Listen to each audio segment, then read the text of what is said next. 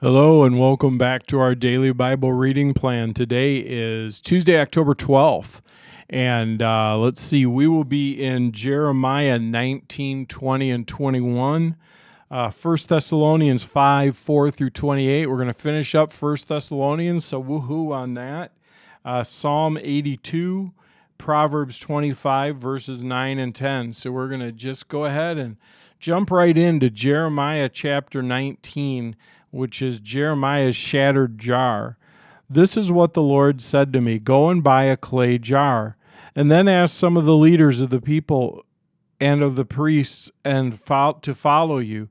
Go out through the gate of the broken post to the garbage dump in the valley of Ben Hinnom, and give them this message.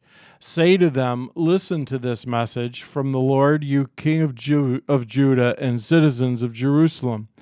This is what the Lord of heaven's armies, the God of Israel, says. I will bring a terrible disaster on this place, and the ears of those who hear about it will ring. For Israel has forsaken me and turned this valley into a place of wickedness. The people burn incense to foreign gods, idols never before acknowledged by this generation, by their ancestors, or by the kings of Judah. And they filled this place with blood, the blood of innocent children. They've built pagan shrines to Baal, and there they have burned their sons as sacrifices to Baal. I have never commanded such a horrible deed. It never even crossed my mind to command such a thing. So beware, for the time is coming, says the Lord, when the garbage dump will no longer be called Topheth or the valley of Ben Hinnom, but the valley of slaughter. For I will upset the careful plans of Judah and Jerusalem. I will allow the people to be slaughtered by invading armies, and I will leave their dead bodies as food for the vultures and the wild animals. I'll reduce Jerusalem to ruins, making it a monument to their stupidity, and all who pass by will be astonished and will gasp at the destruction they see there.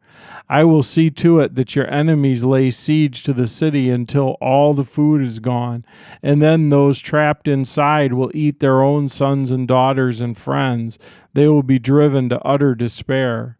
As these men watch you, Jeremiah, smash the jar you brought, and then say to them, this is what the Lord of heaven's armies says. As this jar lies shattered, so I will shatter the people of Judah and Jerusalem beyond all hope of repair. They will bury the bodies here in Topheth, the garbage dump, until there's no more room for them. This is what I will do to this place and its people, says the Lord. I will cause this city to become defiled like Topheth. Yes, all the houses in Jerusalem, including the palace of Judah's kings, will become like Topheth. All the houses where you burned incense on the rooftops to your star gods, and where liquid offerings were poured out to your idols. And then Jeremiah returned from Topheth, the garbage dump where he had delivered this message, and he stopped in front of the temple of the Lord. He said to the people there, this is what the Lord of heaven's armies, the God of Israel, says. I will bring disaster upon this city and its surrounding towns, as I promised. You have stubbornly refused to listen to me. Now Pashur, son of Immer, the priest in charge of the temple of the Lord, heard what Jeremiah was prophesying, so he arrested Jeremiah the prophet and had him whipped and put in stocks at the Benjamin gate of the Lord's temple. The next day, when Pashur finally released him, Jeremiah said, Pashur, the Lord has changed your name. From now on, you are to be called the man who lives in terror. For this is what the Lord says. I will send terror upon you and all your friends, and you will watch as they are slaughtered by the swords of the enemies. I will hand the people of Judah over to the king of Babylon. He will take them captive to Babylon or run them through with the sword, and I will let your enemies plunder Jerusalem. All the famed treasures of the city, the precious jewels and gold and silver of your kings, will be carried off to Babylon. As for you, Pashur, you and all your household will go as captives to Babylon. There you'll die and be buried, and you and all your friends to whom you prophesied that everything would be all right.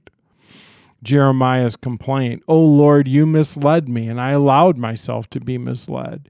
You're stronger than I am, and you overpowered me. Now that I'm mocked every day, everyone laughs at me. When I speak, the words burst out. Violence and destruction, I shout. So these messages from the Lord have made me a household joke. But if I say I have never mentioned the Lord or speak in his name, his word burns in my heart like a fire. It's like a fire in my bones. I'm worn out trying to hold it in. I can't do it. I've heard many rumors about me. They call me the man who lives in terror. They threaten, if you say anything, we will report it. Even my old friends are watching me, waiting for a fatal slip. He will trap himself, they say, and then we will get our revenge on him. But the Lord stands beside me like a great warrior. Before him, my prosecutors will stumble. They cannot defeat me. They will fail, and thoroughly be humiliated. Their dishonor will never be forgotten. O Lord of heaven's armies, you test those who are righteous, and you examine the deepest thoughts and secrets. Let me see your vengeance against them, for I have committed my cause to you. Sing to the Lord, praise the Lord, for though I was poor and needy, he rescued me from my oppressors. Yet I curse the day I was born. May no one celebrate the day of my birth. I curse the messenger who told my father, good news, you have a son. Let him be destroyed like the cities of old that the Lord overthrew without mercy. Terrify him all day long with battle shouts, because he did not kill me at birth. Oh, that I had died in my mother's womb, that her body had been my grave. Why was I ever born? My entire life has been filled with shame and trouble and sorrow. The Lord spoke through Jeremiah when King Zedekiah sent Pashur, son of Malchijah, and Zephaniah, the son of Maaseiah, the priest, to speak with him. They begged Jeremiah, please speak to the Lord for us and ask him to help us. King Nebuchadnezzar of Babylon is attacking Judah. Perhaps the Lord will be gracious and do a mighty miracle as he has done in the past. Perhaps he'll force Nebuchadnezzar to withdraw his armies. Jeremiah replied, go back to King Zedekiah and tell him this is what the Lord, the God of Israel, says. I will make your weapons useless against the king of Babylon and the Babylonians who are outside your walls attacking you. In fact, I'll bring your enemies right into the heart of the city. I myself will fight against you with a strong hand and a powerful arm, for I am very angry. You have made me furious. I will send a terrible plague upon this city, and both the people and animals will die.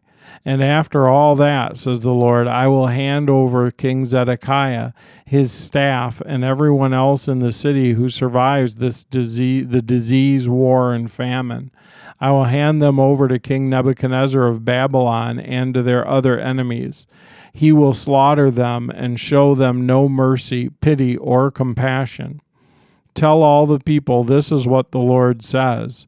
Take your choice of life or death. Everyone who stays in Jerusalem will die from war, famine, or disease. But those who go out and surrender to the Babylonians will live. Their reward will be life. For I have decided to bring disaster and not good upon this city, says the Lord. It will be handed over to the king of Babylon, and he will reduce it to ashes. Say to the royal family of Judah, listen to this message from the Lord. This is what the Lord says to the dynasty of David.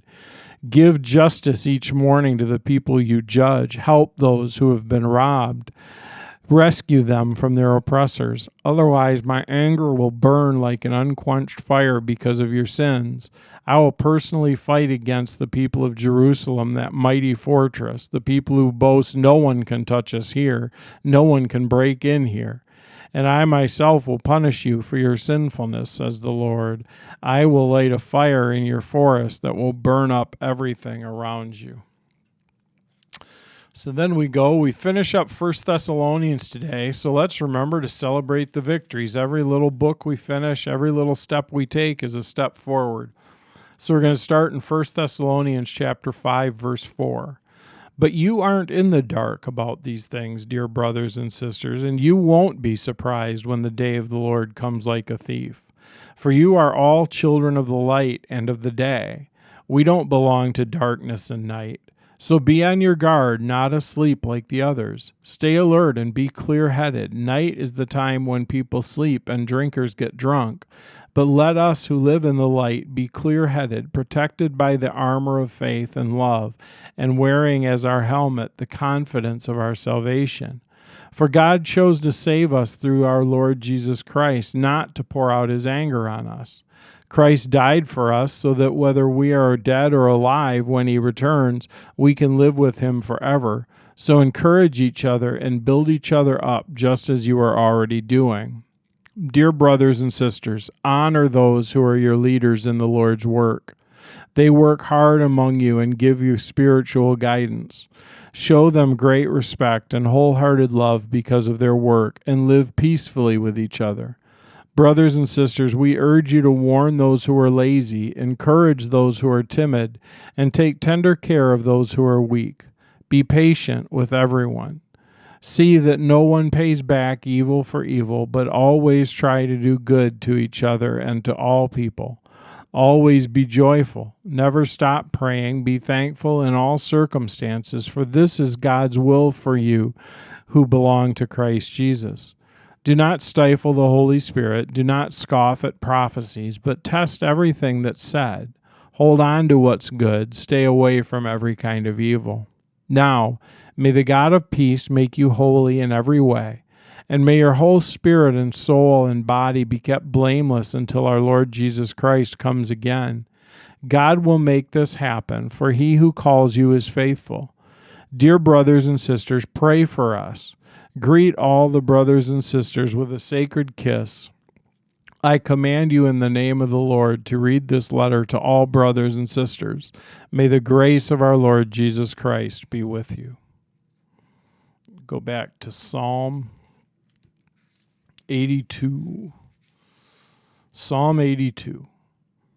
God presides over heaven's court. He pronounces judgment on the heavenly beings. How long will you hand down unjust decisions by favoring the wicked? Give justice to the poor and the orphan. Uphold the rights of the oppressed and the destitute. Rescue the poor and helpless. Deliver them from the grasp of evil people. But these oppressors know nothing. They are so ignorant. They wander about in darkness while the whole world is shaken to the core. I say you are gods. You are all children of the Most High. But you will die like mere mortals and fall like every other ruler. Rise up, O God, and judge the earth, for all the nations belong to you. And then we go to Proverbs chapter 25. Proverbs 25, verses 9 and 10. When arguing with your neighbor, don't betray another person's secret. Others may accuse you of gossip, and you will never regain your good reputation.